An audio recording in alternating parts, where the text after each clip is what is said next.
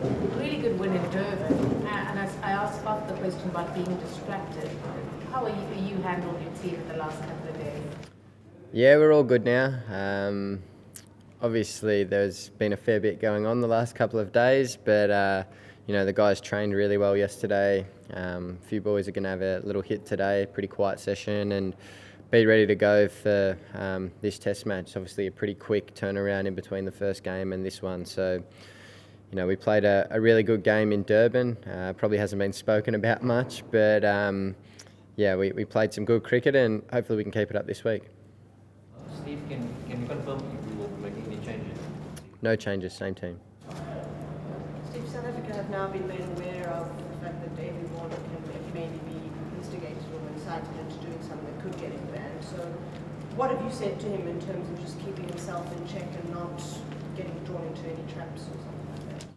I think it's about just playing the game and just going out and enjoying it. And Davey plays really well when he's aggressive and he gets into a contest. Obviously, he's going to have to be careful to not cross the line. He's not got any more chances before missing games. So he's obviously aware of that, and hopefully he can come out this week and play a really good game of cricket. Are you expecting the South Africans to come out strongly tomorrow? Say that again, sorry? Are you expecting the South Africans to come out strongly tomorrow for revenge? Oh, no doubt. Look, they're a very good side, and they're probably hurting after losing the first Test match, and no doubt they'll come back hard in this one. Steve, were you at any point concerned that you might not have David this week? There were a few moments where that might have been the case, but he's had his charge, he's accepted it. We're moving on from that now and worrying about this week. It's another great opportunity for this team to play some really good cricket and hopefully go 2-0 up in the series. Steve, you've just come out of the meeting with Faf and the team managers and match referee and umpires. Has that been effectively a line drawn under the past week, and do you think both teams are going to be on the same page about how they play it over the next 5 days? Yeah, I hope so. It was nice to just have a chat and just ensure that that we're playing within the spirit of the game, and that cricket's what's written about and talked about after this game. That it's all sort of been about the indiscretions of the last fixture, and that's not what we want for the game. And cricket's got to be the winner. So it's just about staying in line, continuing playing good hard cricket. There's nothing wrong with a bit of banter out in the field and things like that. Just making sure that we're not getting personal, we're not crossing any lines, and we're just playing the game. Do you think the umpires are going to be any more, proactive if they think that things are starting to get heated up there? Yeah, that was also talked about. More with the fact that if they hear something going on, it's about going to either myself or Faf and ensuring that we have our troops in line and playing within the guidelines. So that was basically the conversation. Right. Yeah, Steve, we're hearing a lot about this line and how it's drawn and so on. Just for maybe a bit of clarification, we know what happened within going up the dressing room. Before that on the pitch, there was some pretty aggressive language appeared to be thrown from the Australians towards de Kock. How close to the line was that? I don't think we did a great deal wrong then. I think that was all fine. It was in our meeting just then. It was also talked about swearing and things like that, and obviously we don't want that to sort of be happening a lot out in the field and being seen by or heard by people watching the cricket. So I don't think there was any real issue with what was happening out on the field prior to the incident.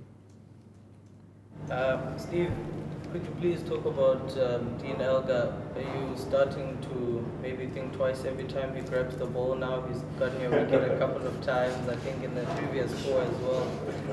How are you approaching that going on to obviously this test and obviously moving forward?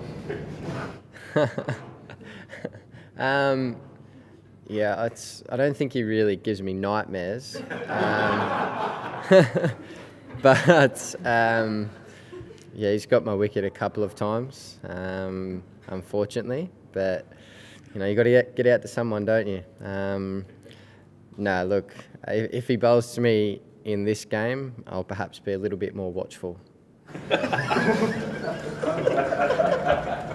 back here. Do you think different teams have different views on what is and isn't within the spirit of the game? Is Australia's view of that different from New Zealand's, please? I don't think so. You know, I think you know when you say something or do something wrong. You know that. So it's about just making sure you don't do that. And at times people can go over the top with their emotions and let their emotions get the better of themselves. In the end, we're playing a competitive sport for your country, and you know, it means a lot to so many different people. So sometimes you can go over the line, and that's not what we want to see. But you know, I can't promise it's not going to happen again in the future, but we'll be doing our best to ensure that our behaviour's in a good place. Stephen, just given your stated desire that you don't want guys to go overboard on the field, how does this tie in with the Stump microphones being left on and instance where it seems like your team is desperately trying to get them turned off? I don't think it's desperately trying to get them turned off, but I know it's certainly you know, written by the ICC that when the ball's dead, the stump mics aren't supposed to be on. So, you know, I guess it's up to the host broadcaster to ensure that that's the case. That's the guidelines that they're set. And unfortunately, a few people have been, you know, caught saying a few different things when the stump mic shouldn't be on. So, you know, I think that's something that the ICC needs to look at, and you know, just to make sure that they're off when the ball's dead. So, if I can just follow up, do you think it would help though in making the lines more clear and improving behaviour if the microphones were actually kept on? I just think that they should be switched off when the ball's dead, to be perfectly honest with you. Steve, was there any consensus over what a personal remark is in this meeting that you just had? No, we didn't touch on that. As I said before, I think you know when you get personal, and you know when you've said something wrong. You know, that's just sort of common decency kind of thing. So it's you know, you know when you cross the line and you make an error, and it's up to the individuals and obviously myself and Faf as captain to ensure that doesn't happen again in this series. Last one. Stephen, when South Africa and Australia 18 months ago, after the loss in Hobart, there was a lot of talk about your side and how you're not the typical Australian team on the field, and Matthew Wade came in, and that all happened in Adelaide, and you've had some success over the last 18 months. How do you personally view how you want to run your team going forward? I think for us as a team, as an Australian team, I think we play our best when we play good, hard, aggressive cricket, and you know, find a way to get in the battle on the field, whatever way you have to do to get the best out of yourself. And you know, if that's by having a bit of banter with someone, then so be it.